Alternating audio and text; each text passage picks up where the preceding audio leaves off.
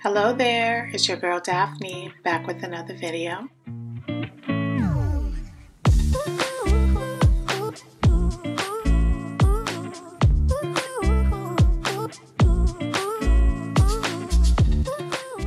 DIY is a faux stone planter, and the way that we're going to achieve this faux stone effect is by using plaster and some paint.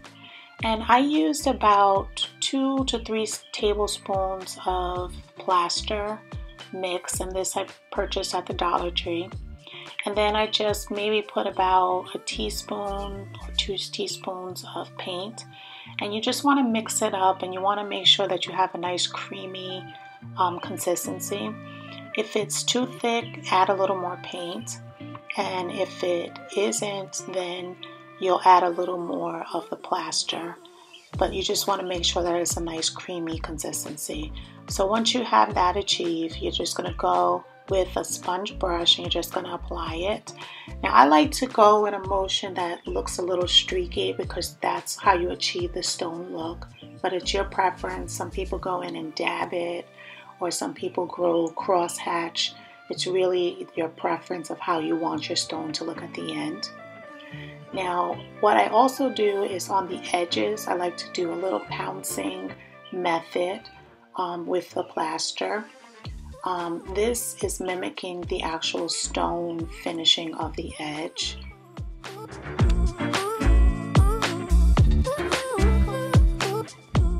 So I let my first layer dry about an hour. Now I'm going in with my second coat, and you can go as thick as you like or as light as you like. I like to go a little thicker because I really like to have that textured look.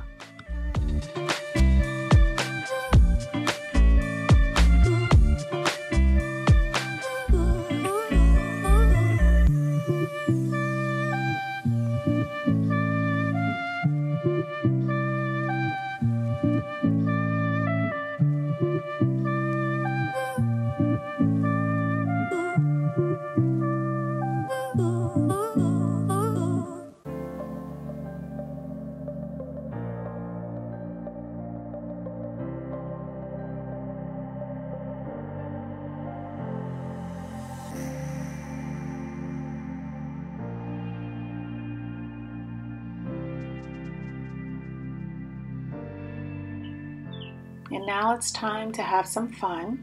So the base coat that I used was khaki. So now I'm going in with a little coffee bean, and I'm also going to be using a beige color. And this is all top-notch paint that I got from Joanne Crafts. And I'm just going in with my little stencil brush that I like to do all of my distressing with. And I'm just trying to do a very light brush effect. I'm trying not to have too much paint on my brush. So you just go in and you play with it. You can put as much as you like, or you can skip this step if you just like, the base coat. But I find to make it a little more realistic, you want to have a little variation in color.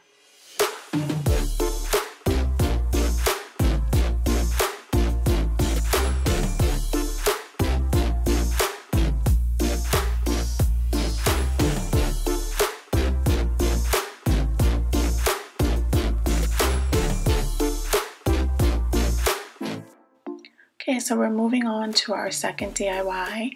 Both items are from the Dollar Tree. One is just a wire basket and the other one is a mop head. Now, when I was in the Dollar Tree, I was really fascinated with the material of this mop head. And I thought to myself, how could I use it? And I came home and I said, hey, let's cover up one of these wire baskets because it will look really, really nice in my craft room. I'm going to be putting a lot of my ribbons or other, crafty items. So what you'll see is me just cutting off the mop head strands, and I decided that I would go in an up and down gluing pattern, and it turned out really lovely. It actually looks like a cabled sweater.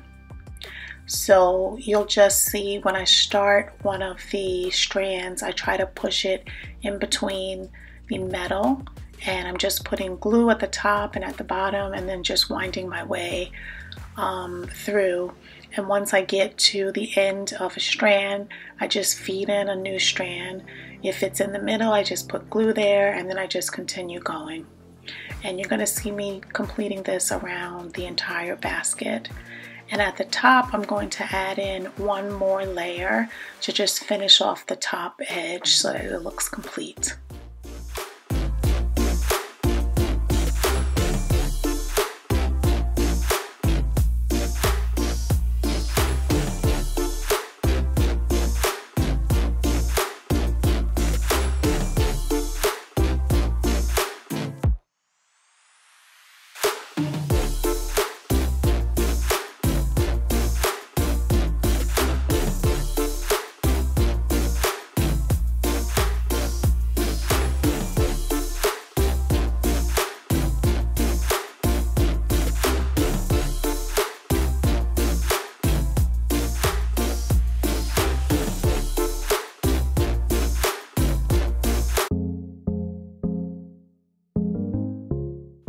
This looks like a completely custom piece that you bought from some amazing boutique somewhere.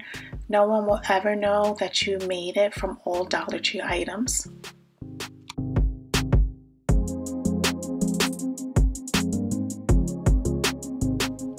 Now my third and final DIY is going to be a semi-Valentine sign. It says I love you and it is a heart, but this is an item that I think you can use in your decor all year long. So what I'm doing is cutting up a piece of the leftover I love you tea stain paper.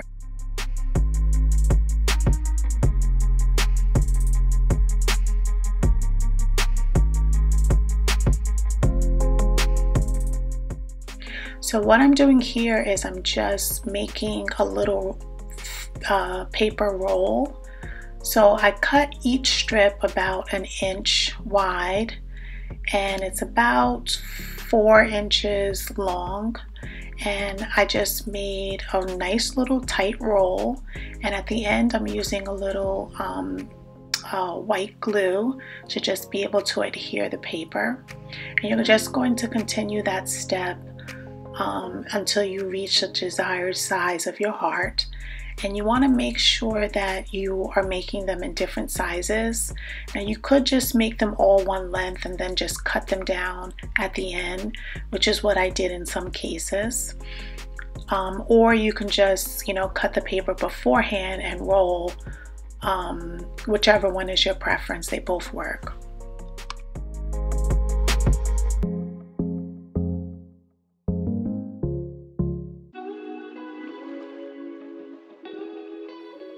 So the nice thing about this DIY is that it's basically, you can find any item that you have in your house.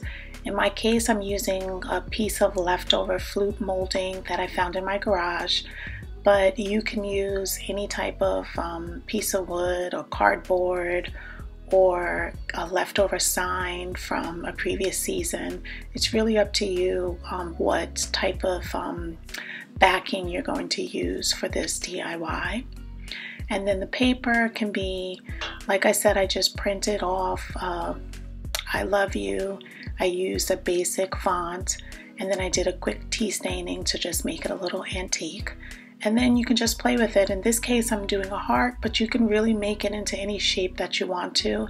It's up to you. It's just the matter of making the rolled paper, putting the glue down, and making any design that you really want.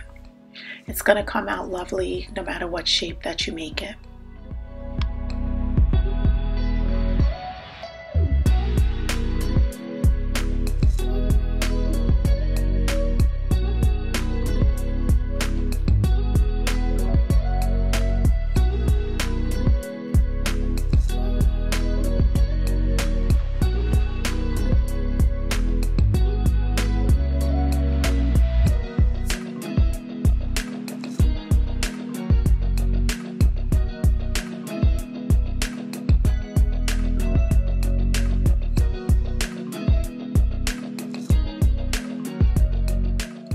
So I really enjoyed sharing these DIYs with you.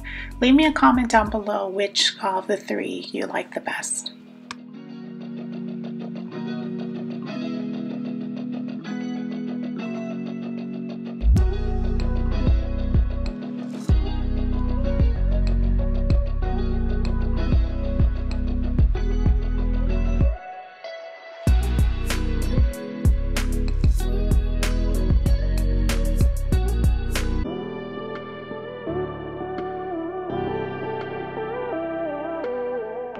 So as you can see, all three of these DIYs were very simple and easy to make. And I am finishing off this last sign. I'm just adding a nice little ribbon to the corner to just make it a little cuter. And as I said, these DIYs can fit into any decor, and they're very easy and beginner level DIYs to be able to make. So I hope you guys all enjoy. I want to thank everyone for watching my video and remind you, if you have not subscribed yet, please subscribe to my channel. Please hit the notification bell, give this video a thumbs up, and share with any friends and family that might like my content. And have a blessed day.